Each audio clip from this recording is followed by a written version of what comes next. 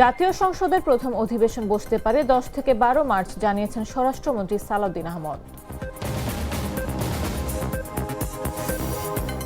ইনকিলাব জিন্দাবাদ চলবে না বলেছেন বিদ্যুৎ, জ্বালানি ও খনিজ সম্পদ মন্ত্রী ইকবাল হাসান মাহমুদ টুকু।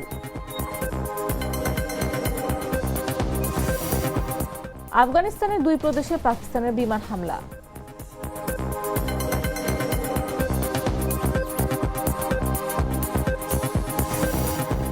যুক্তরাজ্যে ডানপন্থী ইসলাম বিরোধী মিছিল ঘিরে উত্তেজনা, সংঘর্ষ।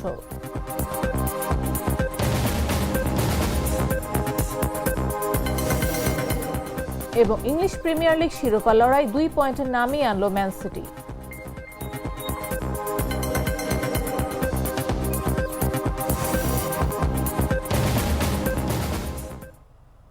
বেলা 11টা নিউজে সবাইকে আমন্ত্রণ। সাথে আছে আমি নাফিস আব্দুল্লাহ। কফি ক্যান্ডি কররা কফি, কঠিন স্বাদে হাইকে বলো বাই। ত্রয়োদশ জাতীয় সংসদের প্রথম অধিবেশন আগামী 10 থেকে 12 মার্চের মধ্যে বসতে পারে বলে জানিয়েছেন বিএনপির স্থায়ী কমিটির সদস্য ও স্বরাষ্ট্রমন্ত্রী সালাউদ্দিন আহমদ। শনিবার রাতে গণমাধ্যমকে তিনি একথা জানান।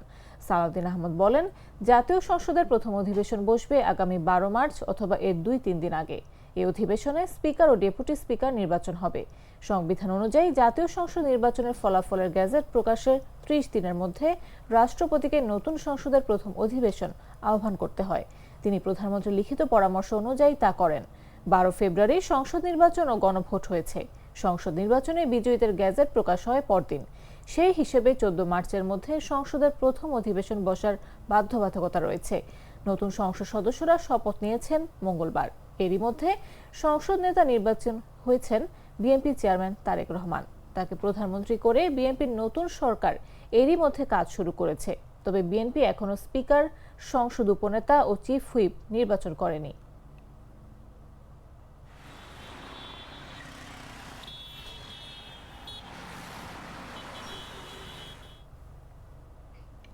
প্রধানমন্ত্রী তারেক রহমানের সঙ্গে নৌবাহিনী প্রধান অ্যাডমিরাল মোহাম্মদ নাজমুল হাসান সৌজন্য সাক্ষাৎ করেছেন। শনিবারের সাক্ষাৎ অনুষ্ঠিত হয়। নৌবাহিনীর ভেরিফাইড ফেসবুক পেজে এক পোস্টে সাক্ষাতের বিষয়টি জানানো হয়। সাক্ষাৎকালে দেশের জলসীমার সার্বিক নিরাপত্তা, সুনীল অর্থনীতি, সমুদ্র সম্পদ রক্ষা এবং নৌবাহিনীর সক্ষমতা আধুনিকায়নের বিষয়ে গুরুত্বপূর্ণ আলোচনা হয়। এ সময় নৌবাহিনীর পেশাদারিত্ব, দেশপ্রেম এবং সমুদ্র সীমার সুরক্ষায় তাদের নির্লস প্রচেষ্টার ভূয়সী প্রশংসা করেন প্রধানমন্ত্রী তারেক রহমান।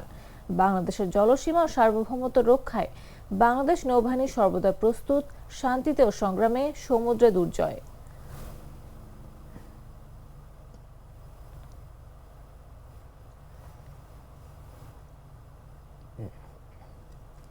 বিদ্যুৎ, জ্বালানি ও খনিজ সম্পদ মন্ত্রী ইকবাল হাসান মাহমুদ টুকু বলেছেন, বাংলাকে যদি ধারণ করতে হয়, বাংলা ভাষাকে যদি মায়ের ভাষা বলতে হয়, তাহলে ইনকিলাব জিন্দাবাদ চলবে না।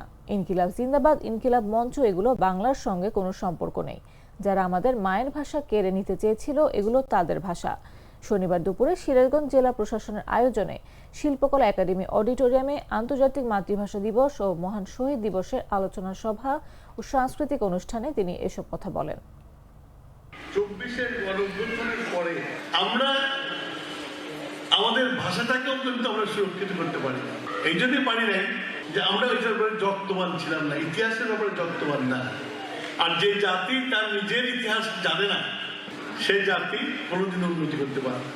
এই যে গণতন্ত্র আইন হয়েছে, আমরা গণতন্ত্রের পথে হাঁটছি, বাট নেক্সট 5 years পরে কি হবে you don't know, I don't know. বাংলাকে যদি ধারণ করতে হয়, বাংলাকে যদি আমার মায়ের ভাষা বলতে হয়, তাহলে ইনকিলাব জিন্দাবাদ চলবে না। ইনকিলাব মন্ত্র, তারপরে কি তরিকি মন্ত্র, সব মন্ত্র হয়ে গেছে, যেটা বাংলার সাথে কোনো সম্পর্ক নেই। যে আমি যে বললাম এসব কথাবার্তা দেখা যাবে আমার একটা ব্র্যান্ড করে ফেলবে আমাকে, যে ভারতীয় দালাল, রড দালাল, অনেক কিছু বলে ফেলবে।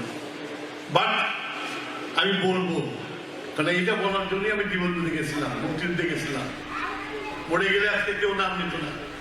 বেঁচে আছে বলে আজকে মন্ত্রী হয়েছে। এই দেশটা, এই ভূখণ্ড তৈরি হয়েছে বলে আমি মন্ত্রী হয়েছি।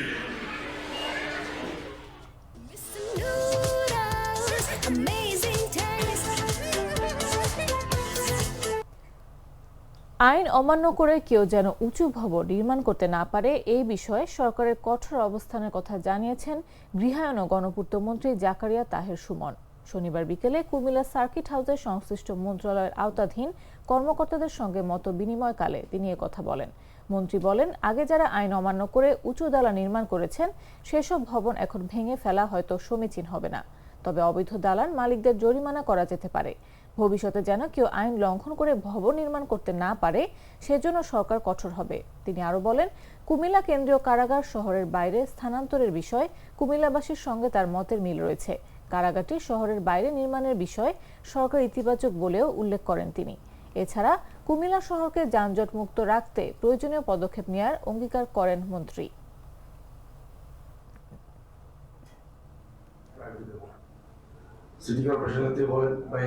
আমি তো মশলা বদলে ফেলেছি, এবার আপনিও বদলে ফেলুন। একবার প্রাণ গুঁড়া মশলা ব্যবহার করেই দেখুন। জানাবো আন্তর্জাতিক সংবাদ।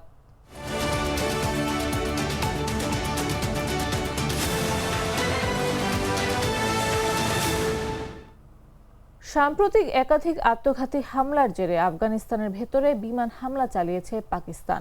দেশটির সামরিক বাহিনী বলছে, হামলাগুলোতে সন্ত্রাসী শিবির ও আস্তানার লক্ষ্যবস্তু করা হয়েছে। আস্তানাগুলো পাকিস্তান তেহরিকি তালেবান এবং তাদের সহযোগীদের সঙ্গে সংশ্লিষ্ট বলে দাবি করা হয়েছে। পাকিস্তানের তথ্য সম্প্রচার মন্ত্রণালয় রোববার এক বিবৃতিতে জানিয়েছে, গোয়েন্দা তথ্যের ভিত্তিতে 7টি শিবিরে নির্বাচিত অভিযান চালানো হয়েছে।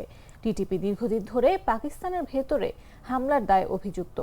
সীমান্ত অঞ্চলে আইএসের একটি সহযোগী গোষ্ঠীকেও লক্ষ্যবস্তু করা হয়েছে বলে দাবি করেছে ইসলামাবাদ।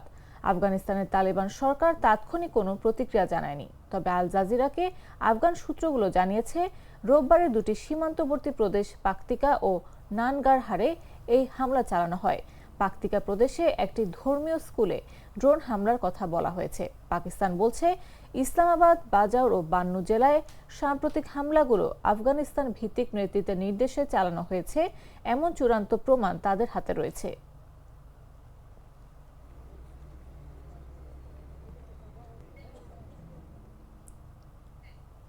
যুক্তরাজ্যের ম্যানচেস্টারে কট্টর ডানপন্থী ও ইসলাম বিরোধী সংগঠন ব্রিটেন ফার্স্টের ডাকা সমাবেশকে কেন্দ্র করে উত্তেজনাপূর্ণ পরিস্থিতির সৃষ্টি হয়েছে। এই আন্দোলন থেকে ওদের ফেরত পাঠাও স্লোগানে মুখর হয়ে ওঠেন শতাধিক বিক্ষোভকারী। ইউনিয়ন জ্যাক পতাকা হাতে অনেকেই অভিবাসী বিরোধী স্লোগান দেন এবং ব্রিটিশ প্রধানমন্ত্রী কিয়ার স্টারমারকে কটাক্ষ করেন। এই সময় কিছু বিক্ষোভকারীকে মদ্যপ অবস্থায়ও দেখা যায়। ব্রিটেন ফার্স্ট, যারা গণহারে অভিবাসী ও মুসলিমদের যুক্তরাজ্য থেকে বহিষ্কারের দাবি তোলে, তাদের এই কর্মসূচির প্রতিবাদে শনিবার দুপুরে পাল্টা বিক্ষোভের আয়োজন করা হয়। এই বিক্ষোভে কয়েকটি রাস্তায় অসংখ্য বামপন্থী ও ফ্যাসিবাদ বিরোধী কর্মীদের সমাবেশ ছিল ডানপন্থীদের চেয়ে তুলনামূলকভাবে অনেক বড়। প্রতিবাদ বিক্ষোভের সময় তারা বর্ণবাদ বিরোধী ব্যানার বহন করেন এবং ফিলিস্তিনি পতাকা সহ বিভিন্ন পতাকা প্রদর্শন করেন। পাল্টা মিছিল শুরুর আগে উত্তেজনা ছড়িয়ে পড়ে। কিছু কট্টর ডানপন্থী কর্মী পাল্টা বিক্ষোভস্থলে ঢুকে লাইভ স্ট্রিম শুরু করেন। পুলিশের নিরাপত্তা বলয়ের মধ্যে দিয়ে ব্রিটেন ফার্স্টের নেতা পল গোল্ডিং এর নেতৃত্বে মিছিল শুরু হলে পরিস্থিতি দ্রুত উত্তপ্ত হয়ে ওঠে। শহরের কেন্দ্রে দুই পক্ষের মুখোমুখি অবস্থানে গালাগালি ও ধাক্কাধাক্কির ঘটনা ঘটে। এক পর্যায়ে কয়েকজন বিক্ষোভকারী রাস্তায় বসে পড়ে প্রতিবাদ জানাতে থাকলে পুলিশ তাদের নিরাপদ রাস্তা থেকে সরিয়ে নেয়।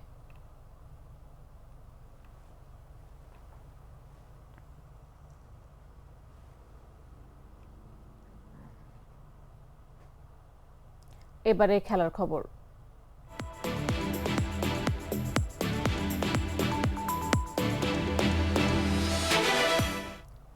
প্রিমিয়ার লিগের শিরোপা দৌড়ে নতুন উত্তেজনা যোগ করেছে ম্যানচেস্টার সিটি। নিউক্যাসল ইউনাইটেডকে 2-1 গোলে হারিয়ে শীর্ষে থাকা আর্সেনালের সঙ্গে ব্যবধান কমিয়ে এনেছে মাত্র 2 পয়েন্টে। ইতিহাদ স্টেডিয়ামে অনুষ্ঠিত ম্যাচে নায়ক ছিলেন 20 বছর বয়সী নিকো ওরাইলি। প্রথমার্ধে জোড়া গোল করে দলকে জয়ের পথে এগিয়ে দেন এই তরুণ মিডফিল্ডার। ম্যাচের শুরু থেকে দাপট দেখায় পেপ গার্দিওলার দল, তার ফলও আসে দ্রুত। ম্যাচের 14তম দূরপাল্লার দুর্দান্ত শটে জাল কাপান ওরাইলি। গোলটি সিটির আত্মবিশ্বাস বাড়িয়ে দেয়, তবে নিউক্যাসল দ্রুত ম্যাচে ফেরার চেষ্টা করে। 22তম মিনিটে লুইস হলের শট ডিফ্লেকশন হয়ে জালে ঢুকে গেলে সমতায় ফেরে অতিথিরা, কিন্তু বেশি সময় স্থায়ী হয়নি সেই সমতা। কিছুক্ষণ পর কর্নার থেকে আসা বলে হেড করে নিজের দ্বিতীয় গোলটি করেন ওরাইলি, আবারও এগিয়ে যায় সিটি। এই জয়ে পেপ গার্দিওলার দল প্রিমিয়ার লিগে আর্সেনালের সঙ্গে ব্যবধান কমিয়ে মাত্র 2 পয়েন্টে নামিয়ে আনলো, ফলে শিরোপা লড়াই এখনও আরও তীব্র ও রোমাঞ্চকর হয়ে উঠেছে।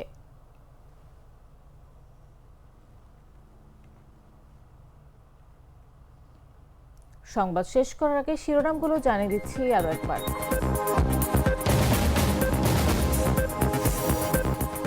জাতীয় সংসদের প্রথম অধিবেশন বসতে পারে 10 থেকে 12 মার্চ, জানিয়েছেন স্বরাষ্ট্রমন্ত্রী সালাউদ্দিন আহমদ।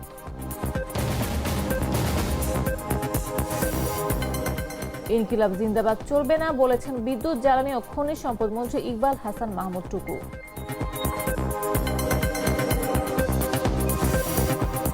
আফগানিস্তানের 2 প্রদেশে পাকিস্তানের বিমান হামলা।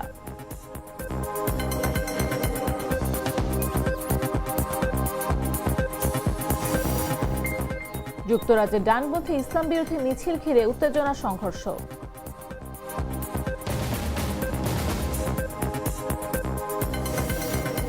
এবং ইংলিশ প্রিমিয়ার লিগ শিরোপা লড়াই 2 পয়েন্টে নামিয়ে আনলো ম্যান সিটি।